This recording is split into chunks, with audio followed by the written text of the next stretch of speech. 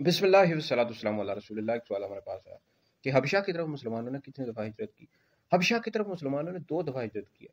پہلی دفعہ اعلان نبوت کے 5ویں سال کفار نے بہت زیادہ تنگ کرنا شروع کر دیا تھا، تو نبی کریم علیہ السلام کے حکم سے صحابہ کرام علیہ رضوان حبشہ کی طرف ہجرت کر کے، اور اس میں 11 مرد تھے اور 4 خواتین تھیں، اور اس قافلے کے سردار حضرت سیدنا عثمان غنی رضی اللہ تعالیٰ عنہ تھے، اور اس میں خواتین میں حضرت سیدہ رقیہ رضی اللہ تعالیٰ عنہ بھی تھی، جو نبی کریم علیہ السلام کی بیٹی تھی، اور حضرت سیدنا عثمان غنی رضی اللہ تعالیٰ عنہ کی زوجہ تھی۔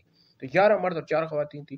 اور نجاشی جو بادشاہ تھا، یہ حبشہ کا جو بادشاہ تھا نجاشی، بہت زیادہ رحمت تھا، بعد میں مسلمان بھی ہو گئے تھے، ان کا نام اسحمہ تھا، جو مسلمان ہو گئے تھے۔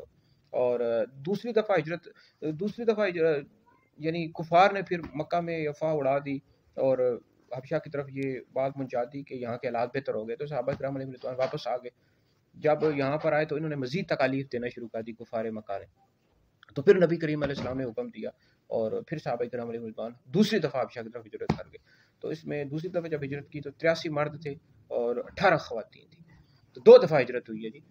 اور دوسری ہجرت میں بھی حضرت سیدنا عثمان غنی رضی اللہ تعالیٰ عنہ شامل تھے۔ تو دیکھو مسلمانوں نے، یعنی صحابہ کرام علیہ رضوان نے دین کے لیے کیا کیا تکالیف برداشت کی ہیں بھائی، اس وجہ سے دین ترقی کی ہے نا، ہمارے دین نے بہت زیادہ ترقی کی، اور یعنی صحابہ نے نہ گرمی دیکھی اور نہ سردی دیکھی، اور دین کے لیے کیا کیا تکالیف۔ آج کل کا مسلمان کتنا سست ہو گیا ہے کہ گھر ہجرت کیا کرے گا یا جنگیں کیا لڑے گا۔ آج کل مسلمان تو گھر سے مسجد میں نماز پڑھنے کے لیے جاتا۔ پاکستان کے میں حالات دیکھے جائیں، دنیا بھر کے مسلمانوں کے 70-80% ایسے لوگ ہیں جو نماز ہی نہیں پڑھتے۔